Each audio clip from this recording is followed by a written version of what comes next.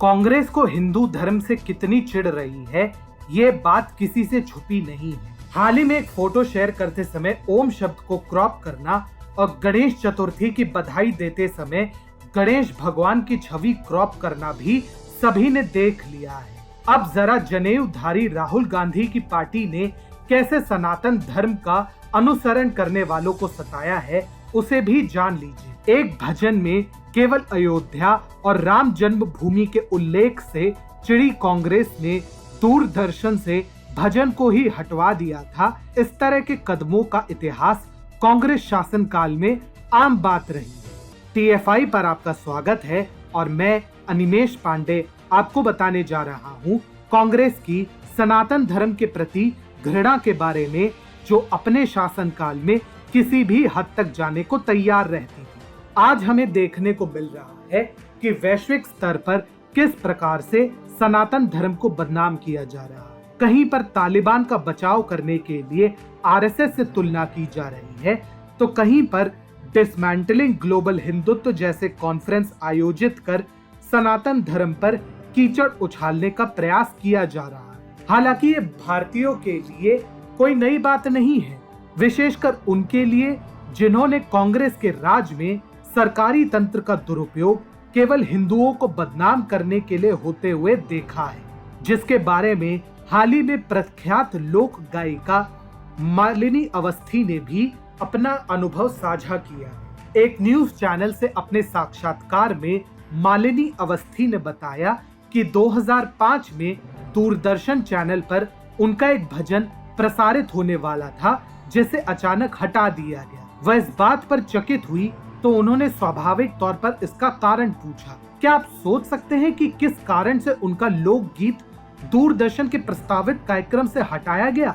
मालिनी अवस्थी के लोकगीत को दूरदर्शन के कार्यक्रम से इसलिए हटा दिया गया था क्योंकि उन्होंने अपने उस भजन में अयोध्या को श्री राम के जन्म स्थल के तौर पर प्रमाणित किया था। जी हाँ, आपने ठीक सुना, एक लोक गायिका को श्री राम की स्तुति करने से इसलिए मना कर दिया गया क्योंकि उन्होंने श्री राम की जन्म स्थली अयोध्या मानी। यदि आपको लगता है कि कांग्रेस रामायण और राम सेतु को कपोल कल्पना कहने का दुस्साहस कैसे कर सकती है, तो इसका अंदाजा आप कांग्रेस शासन में दूरदर्शन द्वारा उठाए गए इस कदम से लगा सकते हैं। पर क्या आपको लगता है कि कांग्रेस के प्रशासन में दूरदर्शन के कारनामे यहीं तक सीमित थे?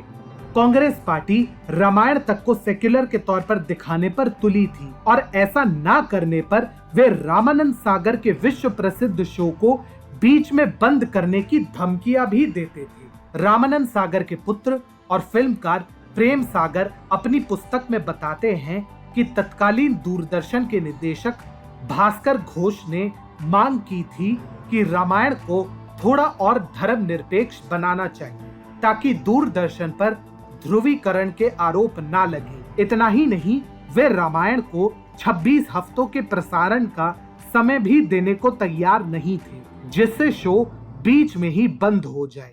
लेकिन ये शो इतना विख्यात हुआ और लोगों की आस्था इस शो से इतनी जुड़ चुकी थी कि ना चाहते हुए भी भास्कर घोष को अपना विवादित निर्णय बदलना पड़ा था।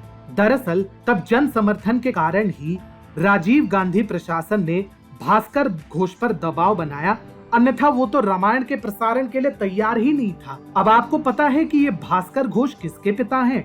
ये उसी सागरिका घोष के पिता हैं जो आए दिन केंद्र सरकार और सनातन धर्म के विरुद्ध विष उगलती हैं और निरंतर सनातन धर्म को अपमानित करने का प्रयास करती है।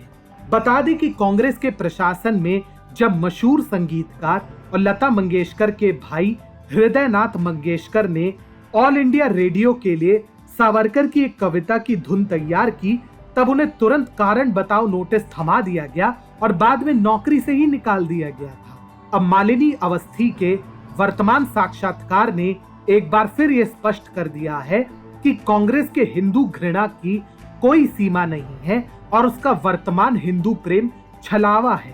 कांग्रेस को हिंदू धर्म से कितनी चिढ़ रही है, ये बात किसी से नहीं छुपी है। ये तो उस समय की बात थी जब हाल ही में फोटो शेयर करते समय ओम शब्द को क्रॉप करना हो और गणेश चतुर्थी की बधाई देते समय गणेश भगवान की छवि क्रॉप करना हो, जनेऊधारी राहुल गांधी और उनकी पार्टी सनातन धर्म के प्रति अपनी घृणा को समय समय पर दिखाते रहे।